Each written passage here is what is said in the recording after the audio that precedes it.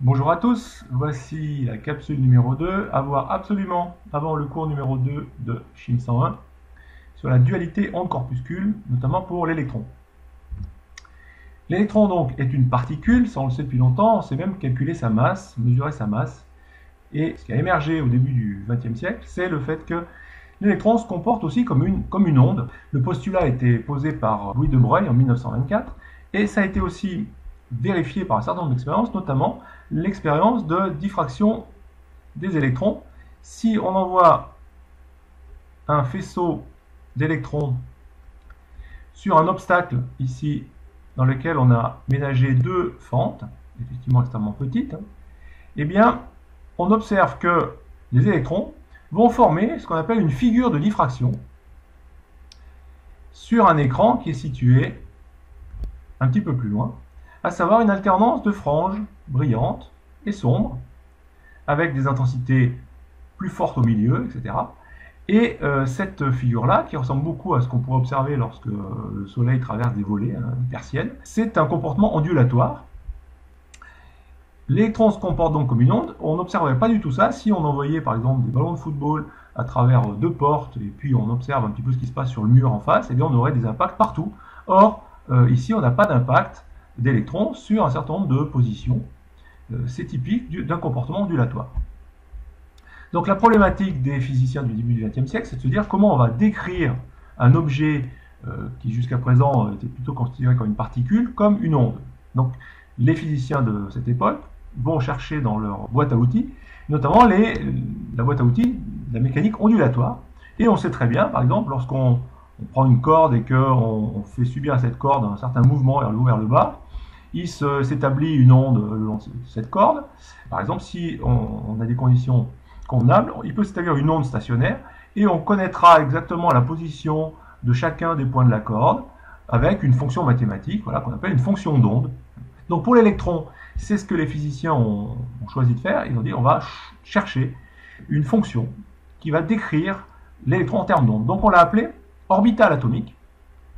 Orbital atomique pour faire référence à l'ancien modèle orbitalaire de l'électron qui tournerait autour du noyau. Cet orbital atomique va être donc une fonction d'onde qu'on appelle psi, lettre grecque psi majuscule, qui sera fonction effectivement de l'espace, mais qui n'a pas une signification physique. Elle va simplement servir à décrire l'électron, et on va voir que les significations physiques arriveront plus tard. Parfois, si vous regardez dans certains livres, on trouve cette fonction en fonction de r, θ et phi, qui ne sont pas les coordonnées cartésiennes x, y, z, mais les coordonnées sphériques. Pour les physiciens du début du XXe siècle, toujours, c'est Schrödinger qui va faire une avancée majeure en disant, voilà, on va effectivement travailler sur cette fonction d'onde, cette orbitale atomique, et puis sur l'énergie de l'électron. Rappelez-vous, l'énergie de l'électron, c'est quelque chose qui a été travaillé aussi avec la spectroscopie, d'émission, d'absorption, les raies d'émission, les raies d'absorption, les couleurs qui sont émises par l'atome d'hydrogène. Et donc l'équation de Schrödinger va relier psi et l'énergie. C'est juste historique aussi, on ne travaillera pas avec, c'est juste pour vous montrer. On peut l'écrire de façon simplifiée, h psi égale e psi. H étant l'opérateur hamiltonien qui fait subir un tas d'opérations en fait à la fonction psi qu'on retrouve ici. C'est une équation différentielle tout simplement qui se base sur un principe bien connu en physique, la conservation de l'énergie. On retrouve l'énergie totale de l'électron, on y reviendra très très rapidement. La masse de l'électron a été prise en compte, même si on est dans un modèle ondulatoire, l'électron est aussi particule de masse m, et puis V est l'énergie potentielle de l'électron, tout simplement l'électron est attiré par le noyau par une énergie électrostatique, le plus attire le moins. Et donc voilà, c'est juste historiquement l'équation de Schrödinger qui, par sa résolution, va nous donner des informations capitales sur comment se comporte l'électron dans l'atome d'hydrogène. Et notamment, la valeur de E qui va être trouvée grâce à la résolution de l'équation de Schrödinger, c'est tout simplement une valeur qui est quantifiée par le nombre quantique principal petit n, qu'on a déjà vu, et les énergies possibles pour l'électron sont tout simplement quantifiées par n avec, en électronvolts, pour la formule, moins 13,6 sur n au carré, donnant toutes les énergies possibles. Donc on aura E1 égale moins 13,6 électronvolts, qu'on a déjà vu, qui étaient des valeurs connues expérimentalement, mais la résolution mathématique de l'équation de Schrödinger, qui est très longue et très difficile, donne un résultat assez simple finalement, qui est le même que celui qui était constaté expérimentalement, donc c'est plutôt une bonne nouvelle. La deuxième solution de l'équation de Schrödinger, c'est tout simplement l'expression des fonctions d'onde. Alors rassurez-vous, je ne vous donnerai pas les expressions des fonctions d'onde qui sont assez complexes, mais on s'est rendu compte en résolvant cette équation que, outre le fait qu'on a besoin du nombre quantique petit n, deux autres nombres quantiques vont faire leur apparition dans l'expression. Ce sont petit l, le nombre quantique azimutal, et petit m, le nombre quantique magnétique, on leur a donné un nom, qui s'ajoute donc au nombre quantique principal, et qui vont servir à décrire les probabilités de trouver l'électron dans une certaine zone de l'espace autour du noyau, associé à une énergie dont on connaît la formule juste avant.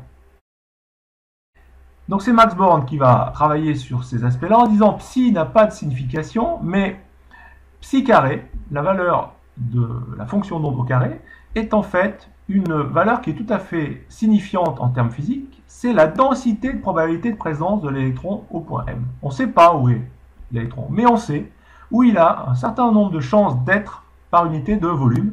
Donc cette densité de probabilité de présence, c'est en pourcentage par unité de volume, par mètre cube ou par nanomètre cube ou par picomètre cube, bien plus souvent, puisqu'on est sur des volumes très très petits. Et pour vous donner une illustration visuelle de ce qui a été trouvé, bien voilà par exemple la densité de probabilité de présence de l'électron de l'atome d'hydrogène lorsqu'il est décrit par l'orbital 1, 0, 0, psi 1, 0, 0, avec un code couleur qui dit que voilà, plus on va vers le noir, plus la densité de probabilité est forte, plus on va vers le blanc, plus la densité de probabilité est faible. Donc on constate que très près du noyau, le noyau est toujours au centre, hein, on a des densités relativement fortes, et puis quand on s'éloigne, eh bien on va finir par tomber dans du blanc, c'est-à-dire avec une zone dans laquelle l'électron n'a aucune chance d'être dans le volume qui est autour de ce point-là. Pareil ici, pareil là. Par contre, il y a une forte chance d'être par exemple dans le volume qui est autour de ce point-là, puisqu'on est dans une zone qui est bleue, voire bleu foncé. Donc il faut se résoudre, lorsqu'on considère que l'électron est une onde et pas une particule, on ne peut pas connaître sa position exacte, mais on connaît sa probabilité de présence. Et donc on va pouvoir, grâce à toutes les fonctions qu'on a calculées, avoir des graphes, des visualisations graphiques des différentes densités de probabilité de présence. Voilà par exemple pour 4 orbitales, je vous laisse regarder, avec toujours le même code couleur. Lorsqu'on est dans le blanc, on a 0 chance de trouver l'électron par unité de volume. On note ici que certaines orbitales ont du blanc assez près du noyau, ce qu'on appelle des zones nodales. C'est sûr, il faut le voir à 3 dimensions, c'est une symétrie sphérique, tout ça. Et puis certaines orbitales n'ont pas des symétries sphériques. On voit qu'ici, de part et d'autre du noyau qui serait au centre ici, eh bien on a des zones dans lesquelles les probabilités sont fortes. Et puis au milieu, ce qu'on appelle un plan nodal, c'est-à-dire 0 possibilité, 0 chance de trouver l'électron. Par exemple, l'analogie est assez facile à faire en disant voilà la carte de France avec la probabilité de capter l'onde téléphonique. On ne parle pas de l'onde électron, on parle de l'onde téléphonique. Eh bien, on sait que si on se situe dans une zone rose claire, on aura peut-être 60% de chances de capter l'onde téléphonique 4G. Si on est en Ile-de-France avec du rose un peu plus foncé, peut-être ça sera 100%, enfin 60% dans le rose clair. Et puis si on est dans le blanc, eh bien, on aura, exactement comme ici, si on est dans le blanc, on aura 0 chance de capter l'onde téléphonique. Comme ici, l'électron a 0% de chance par unité de volume d'être dans les zones qui sont en blanc ici. Alors, pour vous, ce qu'il faut savoir faire, c'est comment calculer les trois nombres quantiques. Les trois nombres quantiques n, l et m. Une chose à savoir, n est un entier positif, donc il peut prendre des valeurs 1, 2, 3, etc. etc.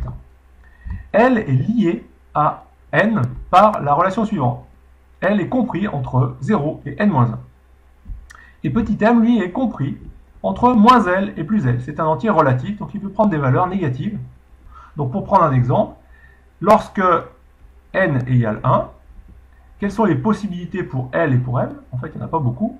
On aura n égale 1, donc L compris entre 0 et n-1. Et n-1, si n égale 1, ça fait 1 moins 1, 0. Donc si L est compris entre 0 et 0, eh bien, il sera égal à 0, c'est la seule solution. Pour M, avec cette valeur de L, eh bien, pas de difficulté.